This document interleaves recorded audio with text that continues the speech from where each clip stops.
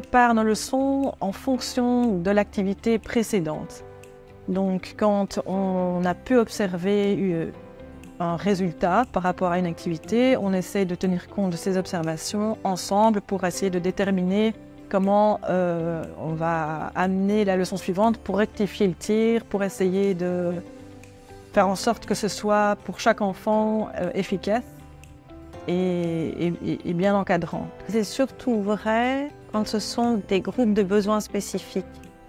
Alors là, on peut vraiment travailler d'une semaine à l'autre en se disant « on a observé ça, pour la semaine prochaine, à cette heure-là, on va faire un petit groupe de besoins spécifiques ». En général, j'imagine les activités qui pourront se faire au moment où Fabienne est en classe et on partage sur cette activité, on essaye de gérer, de se répartir les tâches en fonction de qui se sent aussi le plus à l'aise dans telle ou telle activité. J'ai créé un livret avec de concertation. C'est une fiche de concertation sur laquelle on va mettre le sujet de notre accompagnement, les compétences qu'on voudrait y développer, l'organisation qu'on va y adopter. Donc est-ce qu'on va plutôt faire des ateliers? Est-ce que tu vas être devant et moi je vais rester derrière pour observer? Est-ce qu'on va donner ensemble le cours? Est-ce que j'aide pendant que tu travailles avec les autres? On organise vraiment le rôle de chacun et on délimite chacun a vraiment son rôle. Le carnet aussi nous permet de faire des observations par après et d'évaluer en fait notre travail et le travail des enfants. Et donc quand on évalue, on reprend notre fiche avec justement ses objectifs, etc. On regarde aussi ce qui a fonctionné lors de l'activité, ce qui n'a pas fonctionné lors de l'activité, quels sont les enfants qui ont vraiment éprouvé des difficultés. Comme ça, moi quand je suis toute seule dans ma classe, eh bien, je peux rebondir et attacher vraiment une attention plus particulière à ces enfants-là.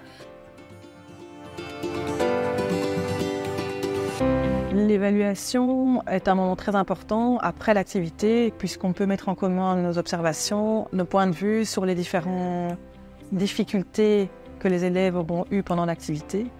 Et donc mettre des choses en place, mettre des nouveaux outils, des nouveaux référents, une nouvelle organisation en place pour que les enfants qui ont des difficultés puissent retrouver une aisance dans l'activité qui a posé problème. Je donne toujours mon ressenti et ce que j'ai vécu après l'activité. Et ça permet à Nazaïne de prendre du recul sur ses pratiques, sur la façon dont elle avait vu l'enfant. Voilà. Donc je trouve ça important d'avoir ce regard autre. Puis même lors des conseils de classe, justement, voilà, donc elle peut donner son avis sur les enfants qu'elle a observés. Et donc ça permet aussi de dire « Ah bah tiens, moi ça j'avais pas vu, oui j'ai observé la même chose, bah tiens avec moi il réagit pas du tout de la même façon. » C'est assez confortant parfois de discuter et de se rendre compte que pour un même élève, on a observé des mêmes choses. Et parfois pas.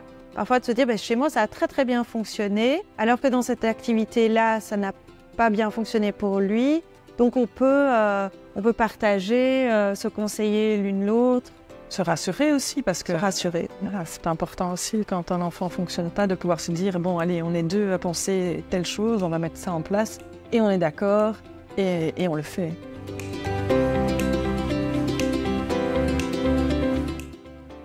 C'est plus des moyens, on va dire, un peu d'ordre humain, donner de la confiance, leur permettre de se réinventer et puis oser progresser. On a fait une formation sur la pédagogie différenciée pour amener les enseignants à comprendre comment on pouvait, dans une classe, travailler avec des élèves en difficulté, des élèves à besoins spécifiques, sans ce qui se passait avant, c'est-à-dire sortir les élèves de classe, mais travailler à deux pour aider chaque enfant dans sa classe. On a des concertations tous les 15 jours, donc par degré, et donc on discute un petit peu voilà, des ateliers, des choses à changer, des observations de l'un, de l'autre, et donc ça permet vraiment de travailler tous nos ateliers et de dire bah, ça n'allait pas, il faut que ce soit modifié ou pourquoi, voir si Myriam observe les mêmes choses, difficultés. Oui, elles sont très importantes ces concertations parce que moi ça me permet d'intégrer la vie de la classe.